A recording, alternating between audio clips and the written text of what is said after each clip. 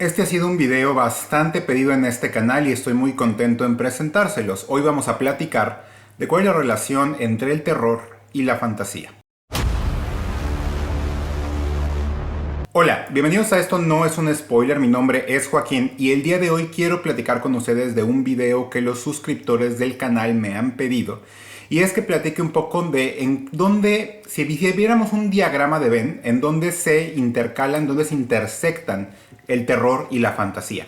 Yo sé que este video debió haber salido hace 2 semanas porque hoy ya es 11 de noviembre y honestamente ya está un poco pasado el tiempo del año para estar hablando de terror, aunque conozco gente que le gusta leer historias de fantasmas en diciembre todavía. Pero al fin y al cabo está pasando. Yo quería hacer primero la reseña del Hombre Iluminado porque está mucho más fresco en mi memoria, pero bueno, hoy platicaremos de esto. Ahora, hay muchas cosas de las que podemos platicar de la relación entre el terror y la fantasía.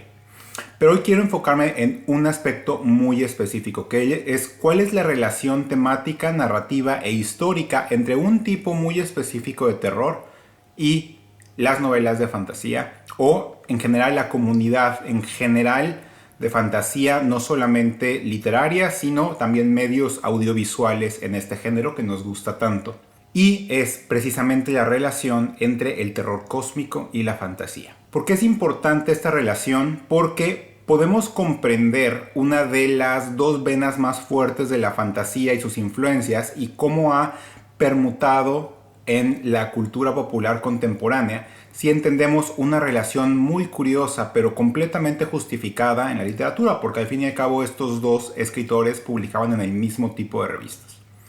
¿A qué me refiero? Me refiero a la relación que existió entre H.P. Lovecraft y Robert E. Howard. H.P. Lovecraft y Robert E. Howard nunca se conocieron físicamente, pero fueron verdaderamente amigos en el sentido de ser pen pals. Ellos mantuvieron una correspondencia muy estrecha entre 1930 y 1936 hasta que Howard desafortunadamente murió por suicidio. Esta serie de cartas han sido publicadas, aunque si bien no las he leído, he estado leyendo de qué se trataban y buena parte de lo que tratan es de intercambios filosóficos sobre las ideas que les interesaban a los dos. Mucho sobre la humanidad, la racionalidad, si el ser humano es verdaderamente salvaje y las pasiones ocultas y demás. Pero lo que se nota mucho es que entre ellos dos se leían bastante sus obras y publicaban, como les decía, el mismo tipo de revistas, las famosas revistas de pulpa. A tal grado que yo creo que se nota muchísimo la influencia que tuvo en particular Lovecraft sobre las obras de Robert E. Howard.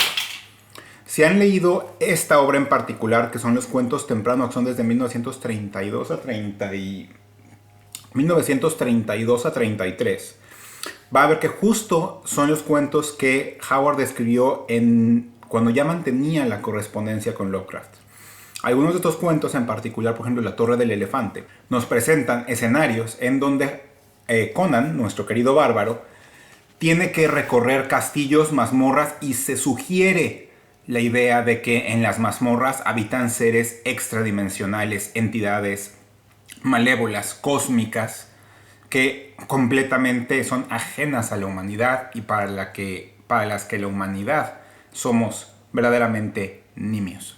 Esto es claramente uno de los homenajes más claros que hace Robert E. Howard a H.P. Lovecraft y ahí es donde más se nota precisamente su influencia. ¿Por qué esto es tan importante? Porque vamos a poder separar estas dos grandes ramas de la fantasía tradicional épica de la espada y hechicería o espada y brujería, por una división filosófica importante y creo que una parte le explica mucho esta relación entre Lovecraft y Howard.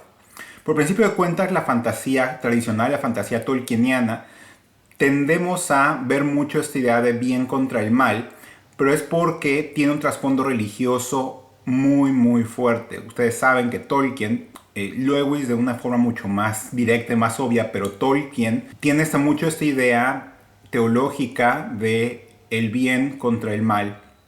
Y si uno ha leído el Silmarillion, va a ver prácticamente cómo la historia de Morgoth es prácticamente un espejo 100% de la teología occidental cristiana, de dónde viene el mal.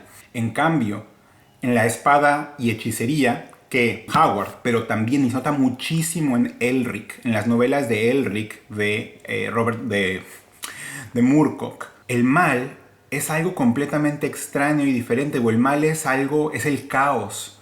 No es una contraposición entre el bien y el mal, sino entre el orden o el orden que intentamos mantener y el caos. Que el caos es la razón de ser del universo y nosotros solo somos un accidente en el cual no tenemos control y en el cual somos insignificantes, y este nihilismo que es completamente antitético a la tradición normal de la fantasía es lo que dicen, ¿no? Muchas veces hoy creemos que la oposición a esa fantasía muy dual del bien, buenos muy buenos y malos muy malos es una especie de moralidad gris, pero eso es solamente cuando reducimos al aspecto más humano y ponemos a jugar a los personajes en instituciones, incentivos netamente humanos, que es lo que pasa con Juego de Tronos. Pero si en realidad nos queremos ir más a fondo, vamos a poder encontrar que en realidad la contraposición entre esta fantasía más clásica, una fantasía más nihilista, una fantasía más oscura desde el punto de vista filosófico, más descorazonadora, más desesperanzada, es precisamente esta idea del mal cósmico o del caos, por así decirlo. Y alguien que lo hace bastante bien desde cierto punto es Abercrombie, por ejemplo. Abercrombie, a la hora de revelar cuál es el gran twist de la trilogía original de la Primera Ley, se ve claramente que él tiene más esta idea del caos y de la insignificancia del ser humano. Entonces, esa es una de las relaciones más interesantes y más estrechas históricamente que existen entre la fantasía y el terror, y podemos ver toda esta serie de influencias filosóficas que existen por acá. Adicionalmente, podemos ver cómo esta correspondencia y esta relación entre Lovecraft y Howard se fue a otras manifestaciones más contemporáneas de la fantasía. Y estoy hablando de los juegos de rol.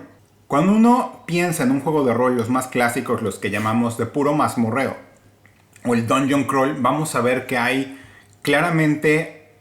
ideas de Tolkien. Por ejemplo, la parte de las minas de Moria es un recorrido por una mazmorra muy...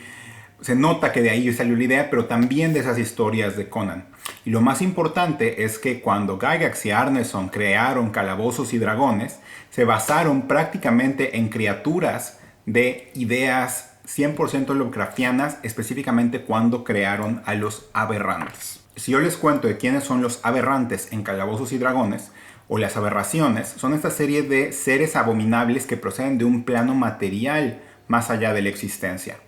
Estos seres prácticamente son de los más poderosos, que los que tienen habilidades psiónicas y los cuales tienden a tratar al ser humano como basura prácticamente, o el ser humano o las razas mágicas.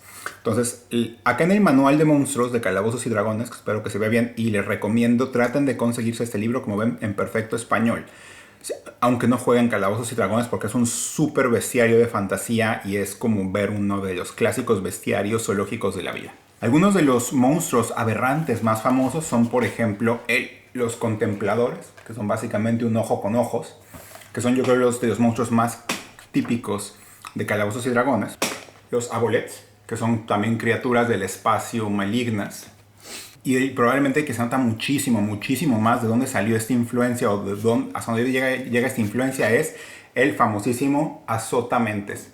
El Azotamentes, que se volvió muy famoso para la mayoría de la gente ahora con Stranger Things, es prácticamente un Cthulhu, y si lo pueden ver es básicamente una cabeza con tentáculos, y se nota muchísimo de dónde viene la idea Lovecraftiana de ese tipo de monstruos. Entonces, eso es lo que quería platicarles hoy. Esto es una rápida reflexión sobre la relación que existe entre un tipo muy específico de terror y un tipo muy específico de fantasía, y cómo la podemos ver hasta hoy en día. Cuéntenme qué les pareció, cuéntenme si saben de alguna otra referencia, algún otro tipo de influencia que tiene el terror en la fantasía. Yo me quería enfocar mucho en este aspecto porque se me hace súper interesante y quería compartírselos el día de hoy. Bueno, eso es lo que les quería contar. Cuéntenme qué les pareció. Si les gustó, no se olvide darle la manita arriba, comentar, suscribirse, y nos estamos viendo en la próxima, ya en la recta final de este año calendario.